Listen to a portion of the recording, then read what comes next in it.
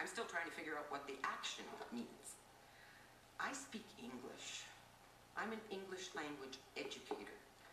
English vocabulary.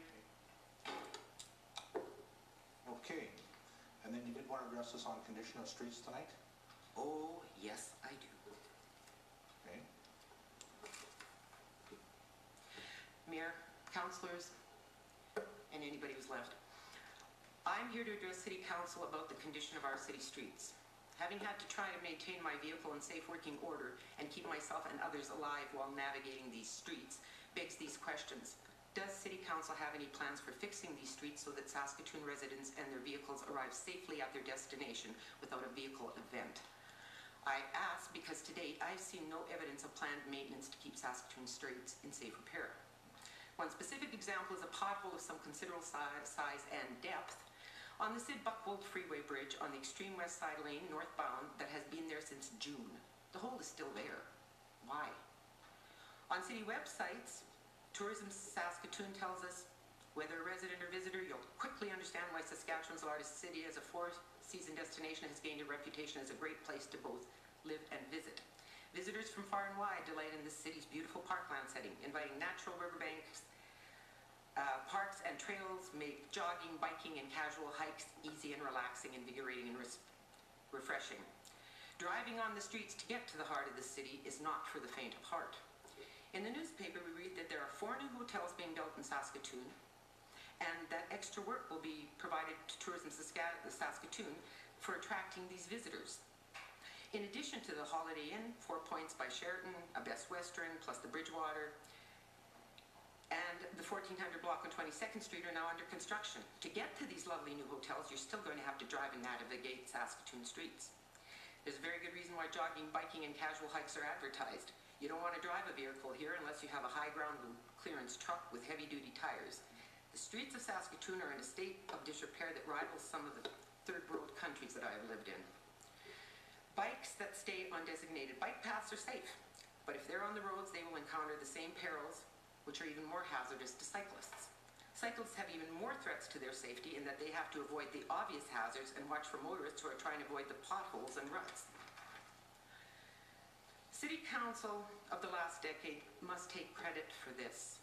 The streets, and unfortunately that includes main thoroughfares, looks like they've been used daily by tanks for the last 8 years. It is unfortunately blatantly obvious from the decrepit conditions of our city streets that the safety of Saskatoon citizens is not a priority of City Council.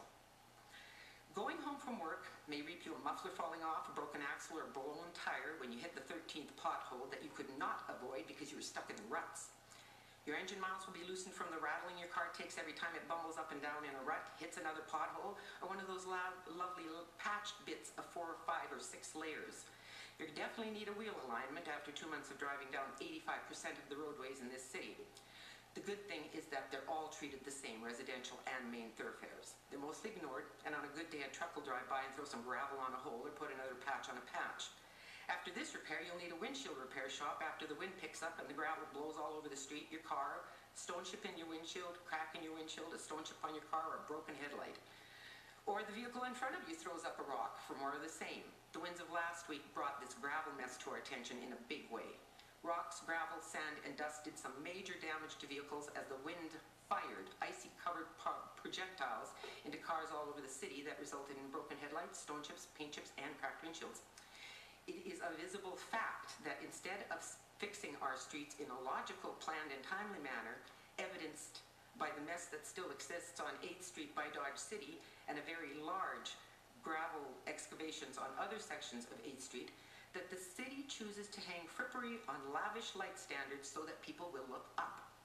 You put huge chunks of rusting iron on street corners, traffic circles that people don't know how to navigate. You put cameras on busy intersections so that people will be more concerned about being caught for infractions as opposed to being distracted by the mess they are forced to drive on.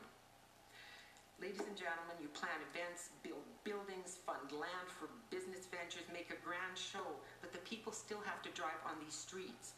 All these things look good, but if the people of Saskatoon who live here every day and drive on our roads every day, we don't come to Saskatoon for an event or to stay at a hotel and then drive away hoping we don't have to get to a repair shop and get out of town. What is the city going to do about fixing our streets and keeping us safe? What is your plan for street maintenance? Do you have one? Or do you approach the safety of our city streets the same way you approached our street conditions during the winter, with the word that the city service departments, there is no money to keep streets safe? I'm not being flippant. Our streets are dangerous. They need to be fixed in a sustainable manner, and this is not happening. Saskatoon shines? No, the sun shines on Saskatoon and illuminates Saskatoon's shame of our streets.